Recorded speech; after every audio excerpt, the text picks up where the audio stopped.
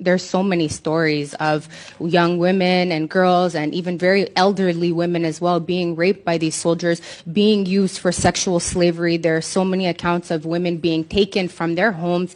These soldiers go into these homes, every ordinary homes. They kill the men, and then they abduct the women. They take them for sexual slavery to a remote area. There's been stories of women who were so significant, and I apologize, this is very graphic, but it's very important that these stories get told. Women who are so severely raped that their spinal cords are injured, they're just thrown on the streets like trash, and then they're paralyzed. They can't move, they can't do anything until they're found by, whoever is crossing the street. And so there's women who have long-lasting injuries. They have issues urinating. They have, rectal issues because objects are being inserted in them. It's so horrible. It's very graphic. It's very barbaric.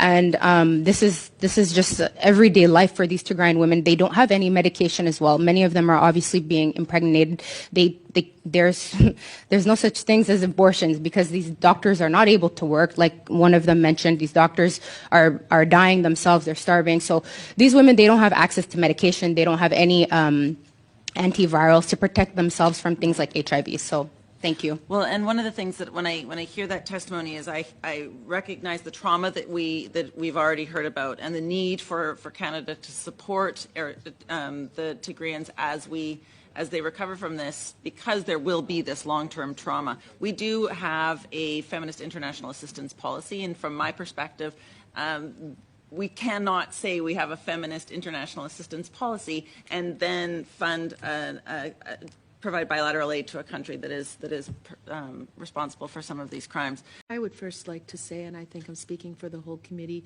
that we are so profoundly grateful that you are here providing a voice to a conflict that, to be honest, is not being heard and not being noticed enough. And I particularly thank you, Ms. Embaye, the things that you described, the sexual violence, the brutal sexual violence that you're describing is unthinkable. And I am very grateful that you have brought your voice here today. We know, we've heard the numbers. I mean, the very scale of the crisis that we're talking about. 3 million people displaced. You mentioned 90% of people are right now in food need, and the targeted killings of civilians, the war crimes.